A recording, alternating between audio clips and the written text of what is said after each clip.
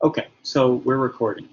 So we're doing an example where we're in a boat, and maybe you are just having a nice day, and it's such a beautiful day outside, you wind up falling asleep in the boat. And while you're sleeping, the oars of the boat fall in the water and they drift away.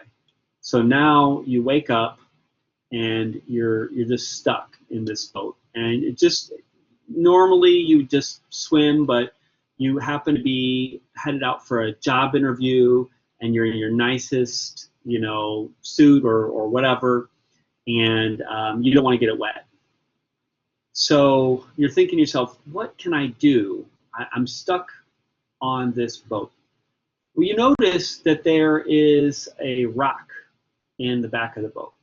Okay, and you're thinking about physics class, and you're thinking about how rockets work, that rockets are in space, they don't have anything to push off of, so what they do is they sort of burn fuel and shoot the fuel out of the back, and when the fuel shoots one way, the rocket goes the other way. That's basically a recoil phenomenon, similar to what happens when you fire a gun. And so you think to yourself, hey, I'm going to throw this stone out of the back of the boat, and when I do, the boat's going to move forward. So suppose the mass of the stone is 10 kilograms, and the mass of the boat is, and that includes you, okay, the boat plus you and your bag or briefcase or whatever you have with you, all of that together is 160 kilograms. And you're going to throw the stone, and you happen to know that you can throw 10 kilogram objects because you've been working out at the gym with the 10 kilogram medicine ball.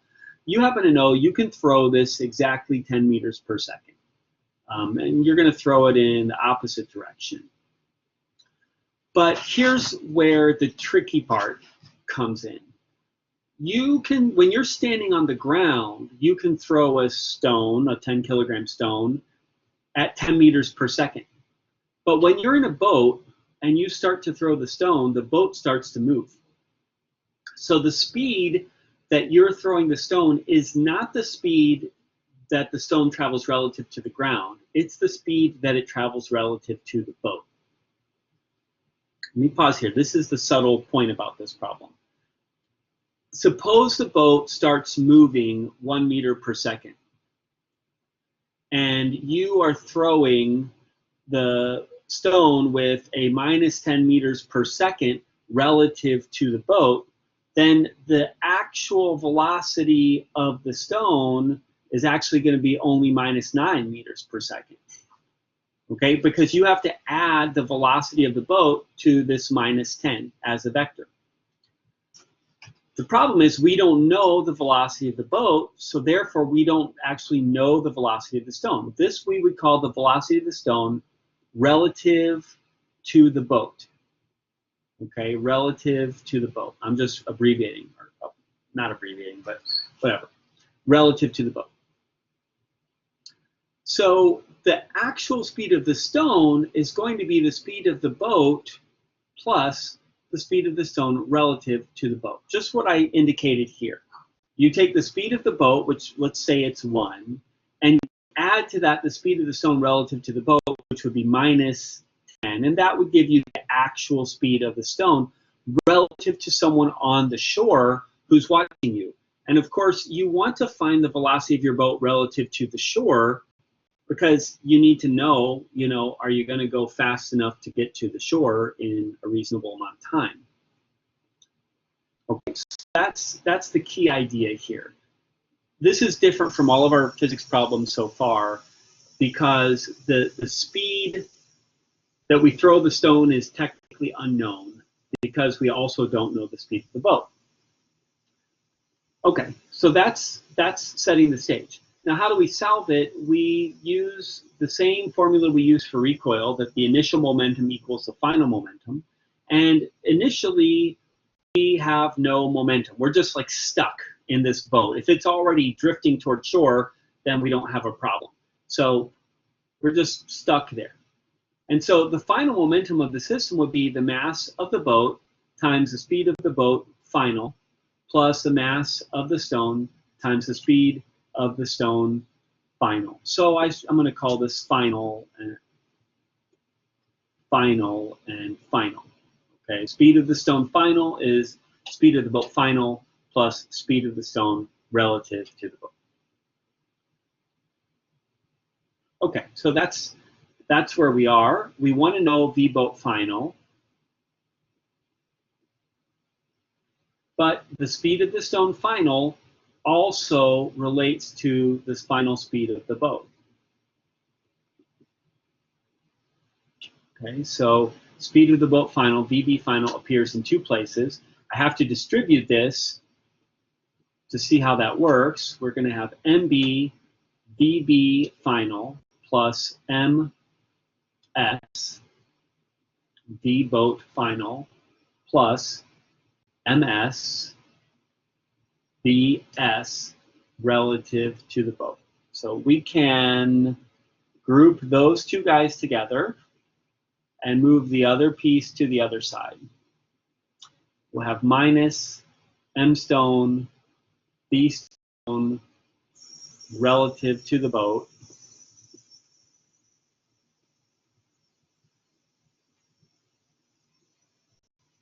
equals B boat final times mass of the boat plus mass of the stone.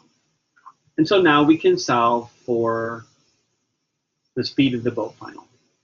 B boat final is going to be minus M stone, B stone relative to the boat over M boat plus M stone. And if we plug in our numbers, we have minus 10 kilograms times minus 10 meters per second. And all of that is over 160 plus 10 kilograms. And the kilograms just cancel out.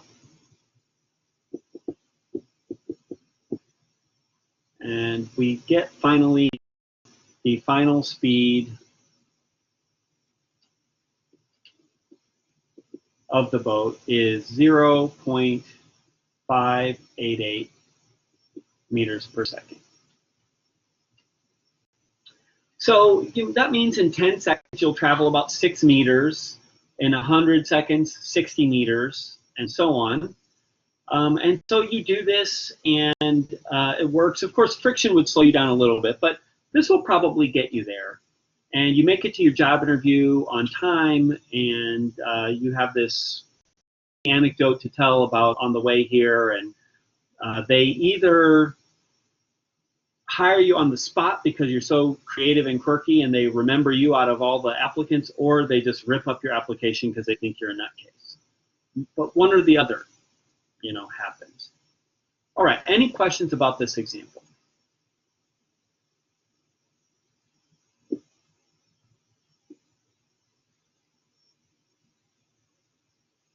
No questions?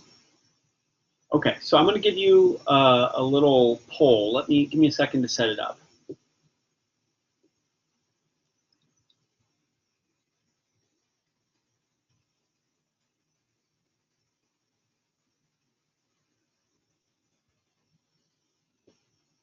Okay, so here's my question for you. What if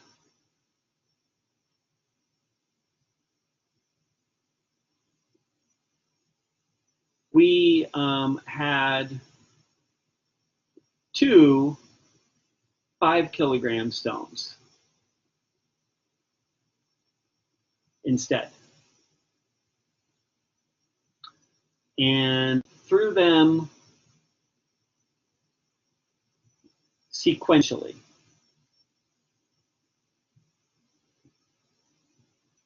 So in other words, we have 2 5-kilogram stones.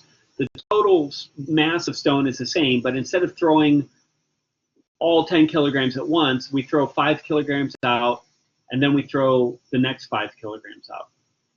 What I want to know is, would that make the boat go faster or slower, or no difference, or just the same? So I'm going to give you this poll. I want to see what you think.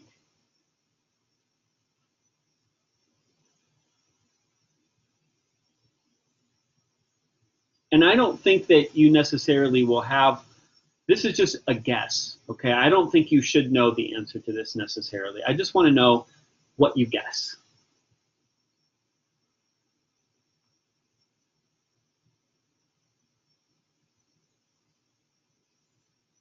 Okay. Looking for 2 more responses. Just guess. Pick an answer. Whatever's your best guess. Okay. So what we have, let's see, faster got 5 votes, slower got 3, and the same, sorry, slower got 2, and the same got 3. Okay, good. So for extra credit, find out. Okay. I will tell you, it's not the same. Okay, so and I think that's why it's interesting, because I would probably have guessed the same if I didn't know the answer. So the extra credit is to find out the final speed if you throw 2 stones. Let me talk to you just briefly about how you will go about this. You start off the same way.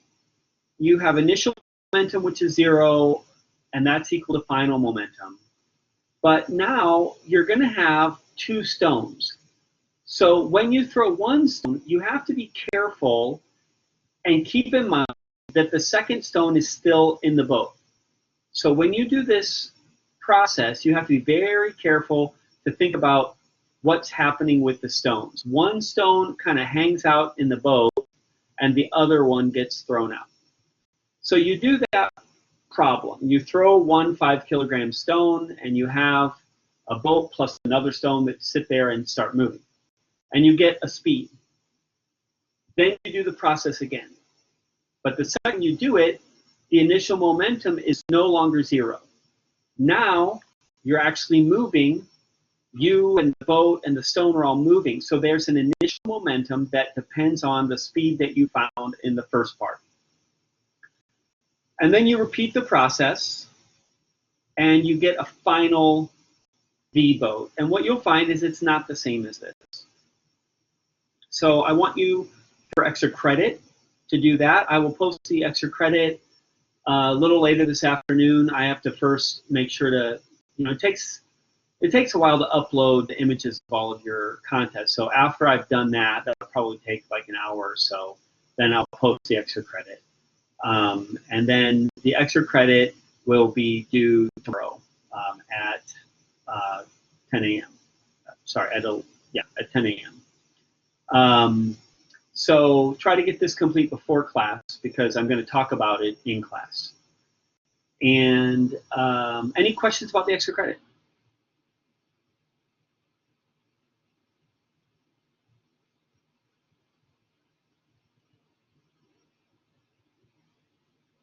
Okay, so that is it for our unit on momentum. I will release you a little early and let you work on this extra credit if you want, or take a nap, whatever you need to do.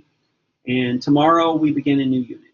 Okay, so if you have questions remaining about anything, stick around. Otherwise, I'll see you next time.